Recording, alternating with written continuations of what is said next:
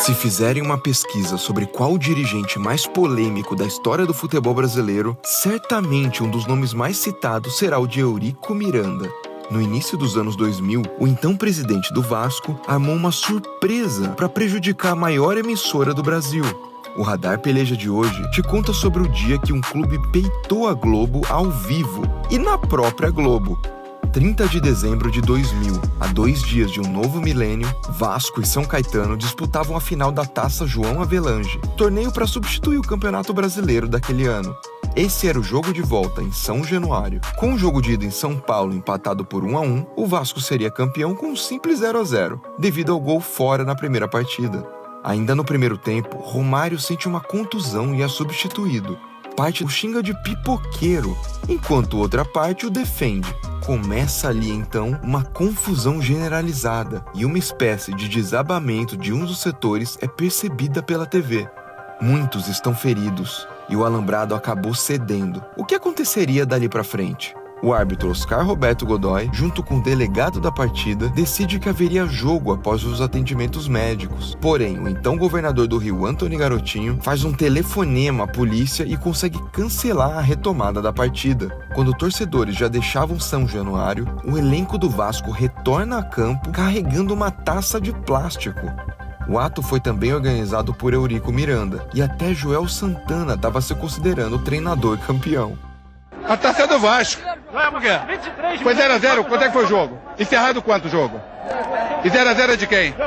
Mas não foi bem assim. Seria necessário um acordo do extinto Clube dos 13 sobre o que aconteceria dali pra frente. E nessa semana pós-jogo, Eurico reclamou que a Rede Globo, emissora detentora dos direitos de transmissão daquela final, estava mentindo sobre a conduta do próprio Cartola. Para Eurico, ele e o Vasco tentaram dar todo o apoio aos feridos. O segundo jogo da final foi então remarcado para o Maracanã no início de 2001. O problema é que contratos de jogadores e patrocinadores tiveram seu fim em 2000, junto com aquele jogo final que acabou sendo adiado. A ACE, patrocinadora master do Vasco, era uma dessas marcas que já não apareceriam nesse jogo remarcado. Foi então que Eurico teve uma ideia. Para se vingar da Globo, que segundo ele estava inventando coisas sobre sua pessoa, ele aproveitou que o Vasco não tinha mais patrocinador master e estampou o logo gigante do SBT, o maior concorrente da TV Globo na época. A surpresa foi revelada a boa parte do público apenas na entrada dos jogadores. Nas arquibancadas, a galera cantava até música do Silvio Santos, como provocação à Rede Globo. O Vasco venceu por 3-1 e se sagrou campeão brasileiro. Era o logo da maior concorrente exibido de forma gratuita, ao vivo, no maior canal brasileiro. O SBT disse que não sabia de nada previamente. E quando foi convidado a entrar no vestiário vascaíno após o título, registrou em seus microfones esse depoimento do Eurico. Essa vitória foi uma oportunidade que eu tive de prestar uma homenagem ao SBT.